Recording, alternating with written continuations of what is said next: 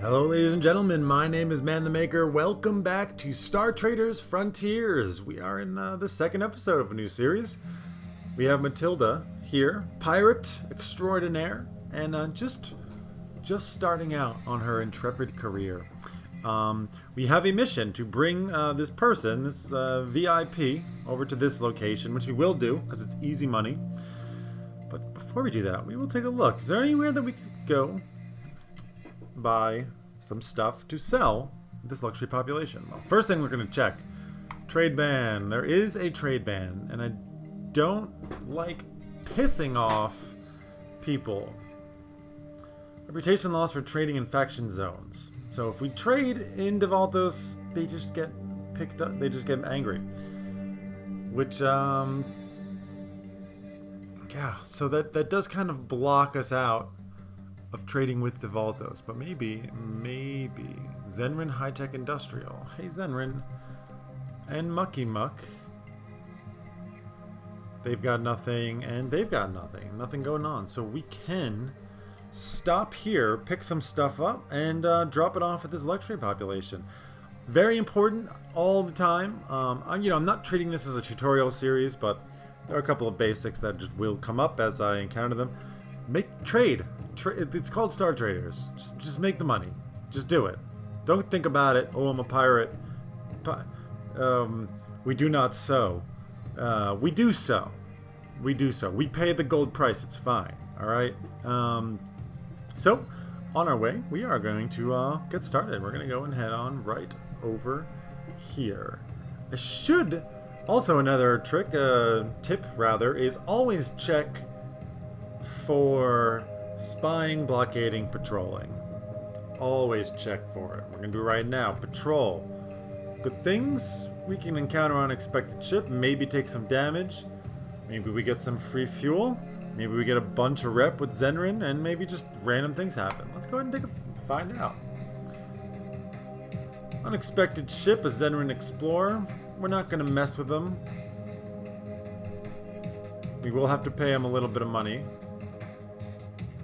I think at 0, they're not going to report us. Yes. If they're hostile, they will report you, and you will lose faction with that faction. So that was unfortunate. Don't really want to face pirates, so I'm not going to do this. How about blockade? Make a little bit of money, take a little damage, or smuggler ship. I mean, I don't know if we can shake people down. Well, let's find out. Let's flip this to a merchant ship. We're probably not going to attack them. We did lose a rep with them just for doing that. And apparently, we're just going to go ahead and pick off Rykart. This is not at all what I wanted to do. Of course, we blockaded. I thought maybe they wouldn't be so upset with us. But you know what? We're on an easier difficulty. This is a tiny little ship. We're not going to blow it up, you know? But we are going to fire torpedoes right at these guys. We're going to move. We're also going to target lock. We don't want them to escape. They shouldn't shoot at us just yet. Let's see if we can close range with them. Get target lock. Maybe we can deal some damage. We got crippling debuffs. We've closed range as well. So the builds that we go for, it's pretty much the same that I did last time, where we're going to be using things that cause debuffs, that cripple. And why we do that is because it allows us to deal component damage and it allows us to deal crew damage. And we don't want to blow these ships up. We want to destroy them from the inside out, so then eventually they have to surrender. We can get all the loot. We can press people onto our ship. And it also just makes the fight easier. You destroy the components, they no longer work. They lose armor, they lose weapons.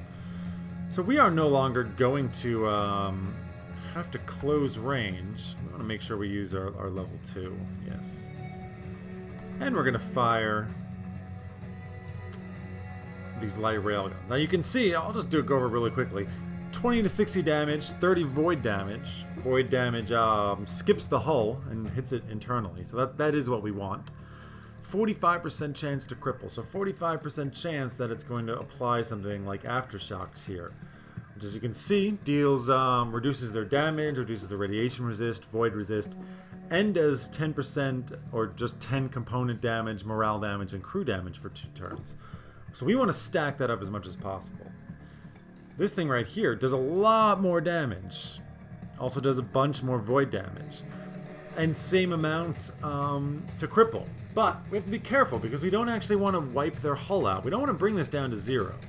So there might come a time when we stop using this and just use our torpedoes because they do less damage but have the same chance to cripple. And all we really want to do is cripple in the beginning. So what we're going to do now, I think I'm going to use evasive maneuvers because I don't want to get hit.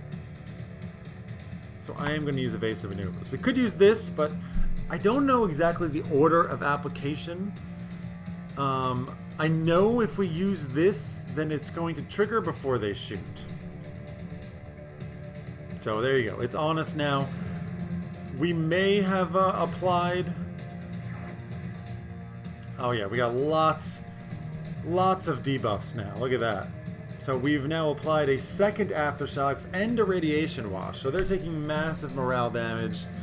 They have less radiation resist, which actually does nothing for us because we don't have any radiation weapons.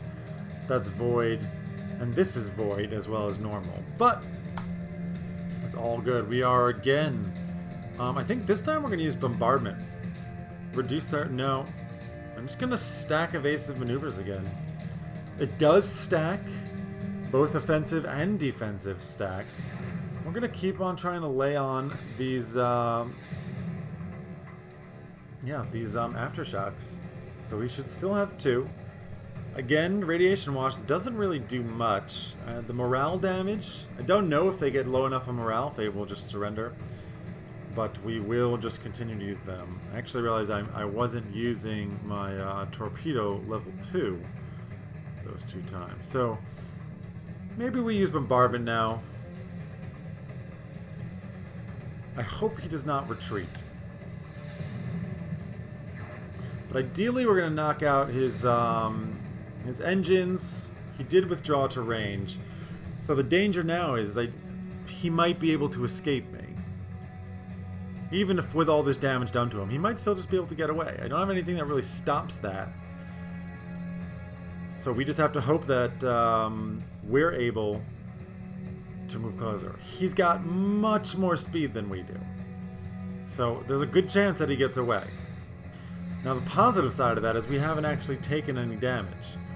We actually have close to range. Very nice. We've also done some fires, which do very heavy component and crew damage, which is quite nice. So we are again going to just lay it on him. And actually, I think we're going to just move. We're going to advance. We really don't want him to escape. And we're going to want to stop using our big guns and let these things just tick down until he surrenders. So hopefully we get more aftershocks, closing range. Now the danger with getting in much closer is that he can board us. Even if we're in a big scary ship and he's in a tiny little ship, if he gets close enough to board us, he can start killing our crew members. And we don't really want that. Now you can see here, this thing does tons of damage. Small amounts of radiation damage, high chance to crit, high chance to cripple. But we don't really want to do that. We want to let this continue. We want to let these things continue to just tick off, killing his crew, killing his morale, and hopefully knocking out piloting system. Hopefully, I wonder if we can see in the log here. If we can find exactly how much damage. Blowing up battle prow, we're blowing up the barracks, officer's cabin. What we really want to hit is the piloting system and the engine. Now his engine is still at 100%.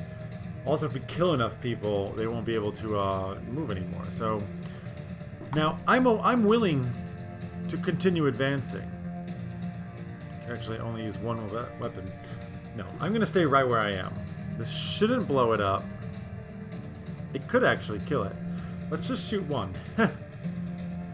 Actually, I'm just not going to shoot any. I'm going to let this just do its damage. Now the reason is I don't want his hull to explode. I want these aftershocks to just deal their damage. He's retreated to range, which is fine. See, now at this range, I can use my torpedoes again. Torpedoes do much lower damage, but have a very, or an equal chance of dealing the cripple damage, which is what we want. We don't want to blow up the hull. We just want to cripple it until we blow up the engine system or we kill everybody on board. So he's failed to retreat. He's got 117 hull. I think we can get away with another full salvo. We'll just use 2. There's a chance that we blow it up. I hope we don't. Crippling debuffs, failed to retreat. Has not died. Engine's at 51% now. We're not even going to shoot at him because any shot is going to kill him. And then we get nothing for this. Or we do get something. There we go. We got it. Oh, what can we do now? We can take fuel. We can ransom. This will piss people off. You know, we lost some reputation with Rykart. We could take these illegal things. You know, we can't do anything with them because we don't have a Spice Trader's rank. We don't have Principal Traders. But we can stash them and at some point sell them later on. It's often very much worth it. So I think we will. Let's go ahead and take the illegal goods. We'll leave the water purifiers. Now, we don't actually lose reputation for doing that. So right now, we've only lost 4. Now, we could ransom it. Get a small rep loss. We could also steal their fuel. And this, yeah, operating illegally, a smuggler will not report any stolen cargo that requires a trade permit. So, okay, we lost 5 rep with Rykart, easily salvageable. And I don't even think I want to ransom them. We lost nothing from this. We didn't get hit once. We gained a bunch of experience, 130 points. I'm very willing to just let it go. Congratulations, guys. You've given me some stuff. Now, I've forgotten how blockading works and that they get very upset if you actually blockade them, so we're not going to do it again. Here, again, we could encounter a smuggler. I think we're not going to do any of this. Let's go ahead and land. Now, price of fuel, a little bit below average. We'll pay. Crew is healthy. Barracks full. Everything is good there. We can buy some clothing. If they want this on luxury planets, we will purchase it and we will sell it there. They also want this on a luxury planet. We will purchase it and we will sell it in our destination. And they also want medicine. We'll pick it up and we'll bring it. Now, the one downside to having this stuff is it now just takes up 14 units of our hold. We are going to want to find a wilderness planet, like here, that we can go to soon and then be able to stash these things for later. But for now, we spent all of our money, which is nice. Let's go ahead and move on. Failed tactics test. Failed doctor test. Those are the doctors is almost always the hardest one. You fail it a lot. How will the pilot even put down through that? Look at those readings. Is there something extreme atmosphere? Huh. We can of course take a look at the patrol. Still, I'm not ready to face any pirates. I think, especially not with a full hold. We could blockade. Nah, not really worth it. We could spy. This is much closer to being worth it. Alright, we could take a bunch of damage to crew. Cost a little bit of money. More damage to crew. Encounter an explorer ship. Cost a little bit of money. Actually, we wouldn't really be able to bribe them just yet. We're going to come back, because getting intel records is very important. Intel records are very important. So let's go ahead and land on Lance. Many welcomes, Star Trader. This is the lady we are picking up. I'm going to skip that. Essentially, she's a judge. She's a galactic space judge. We are going to deliver her to this court of Prince Fane. Because there is a case that is in need. So we can go ahead here and sell these things. And it tells you we're going to make 78 from this. Not a whole lot, right? 612, also not a huge profit. 578, also not a huge profit. But we've flown here. We would have basically filled up an entire tank, and we're still at even money. And that's a win. We can now refuel, though it's very expensive, so we won't. We do need to repair our weapons locker, so we'll go ahead and do that. We can heal crew because of these failed tests. We will, of course, do that. We can also pay wages. When you pay wages, you can see, has anybody leveled up? Surprisingly, no. But we go ahead, we pay our wages. Morale is high. Question is, can we recruit a mechanic here? The moment we can recruit a mechanic, I'm going to fire probably a crew dog. And possibly a pilot. Definitely a crew dog. Get a second mechanic, because I love them. And they're very useful when you break your ship a lot. So, right, we are not going to refuel here because it's so expensive. This is Arbiter blah blah blahing and talking to me when I don't care what she has to say. We did want to possibly spy here, so let's go ahead. Let's see what happens. Unfortunately, we did not get that. Now, just because we got the bad card, you can pass the test. Expert maneuver talent allowed us to avoid this onboard accident. Gain a little bit of XP. We can repeat. We don't want to encounter a hostile military patrol.